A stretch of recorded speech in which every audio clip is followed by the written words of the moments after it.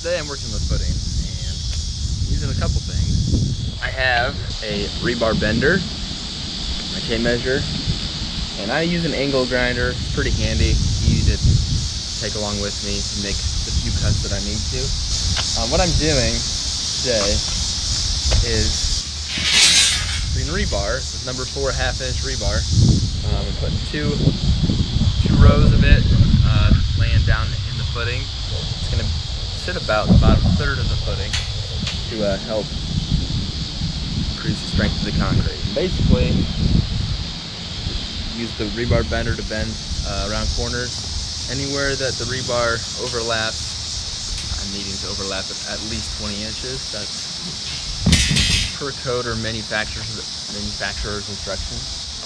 That's what I'm working on right now.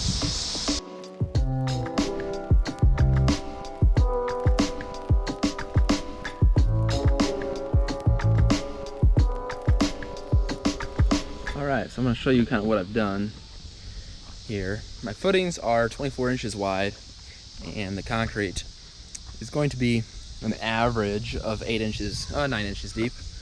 I'm not a skilled backhoe operator, so getting the trench dug completely level would have been a nightmare if I was shooting for perfectly level. So as you can see, what I've done is the rebar is kind of placed towards the center of the trench here. And what I've done is used wire ties to tie together all the joints. The ties are right here, and I have 2 per joint. Use the twisty tie tool to twist them up. And I've also installed plastic chairs. They're called rebar chairs. It just keeps the rebar off the bottom of the footing and in the concrete to, it doesn't serve much purpose if it's sitting on the ground. So I've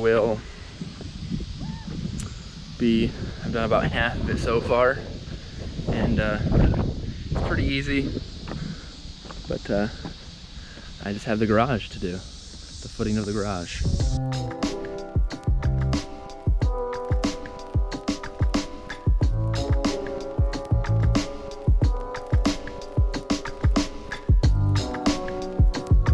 So one semi-significant thing to note is these plastic chairs I feel are very poor at doing a job of holding up the rebar. They have a tendency to tip over from side to side. So what I had to do in my trenches was cut a piece of rebar that butts up against both side walls and tie off my rebar to that. It does a couple of things. First, it maintains my spacing, especially along long distances. The rebar has a tendency to it's not perfectly straight, so it'll weave in and out. So it maintains the distance I want, or the gap between my rebar, and it keeps the rebar from moving from side to side, because it tends to tip. It'll tip over super easily, and if one tips over, they all tip over. And then they're not doing their job. So I can't guarantee that when we're pouring concrete in here that it's gonna stay exactly how I have it right now, and when we're walking in here and such, but I do the best that I can to try to keep it as secure as it can be. So I am done with the rebar in the bottom of the footings. I need to form up a little form around the corner down there. At the end, I dug a trench out to daylight, so that way if we have a big rainfall, oh look, it's trash. My trenches don't fill up with water, so I have something. So I need to form up this corner so that the concrete just doesn't keep on flowing away.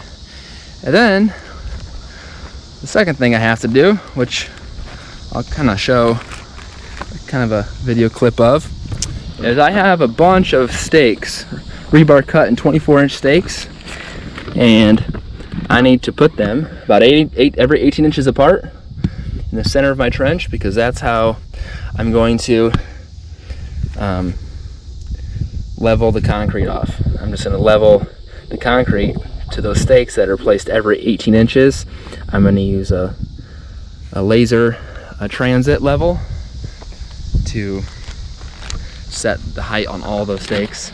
So it'll just be a monotonous process of pounding the stake in, setting the transit stake on it with the laser receiver, and say, oh, are we to the correct depth yet, and kind of just tap on it till it is where I want it. So I have an inspection tomorrow at 10:30 for the rebar that I have in the footings. I don't have any concerns about passing the inspection. And at 3:30 tomorrow, I'm hoping to pour the footings with some help that I have. So that's it. So as of right now, you can see that we are pounding in the stakes. Joe's pushing in stakes right now, but pounding in stakes and making sure that they are to the exact height. And we're using the transit for that. So, and I get this little goober to wear, and makes my job a lot more challenging, but that's probably good because my job is not challenging as it is. So.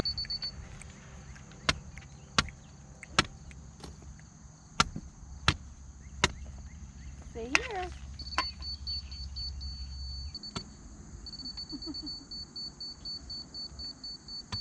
Can you tell me what you're doing? Yeah, I'm installing the grounding rod. The grounding rod. Yeah.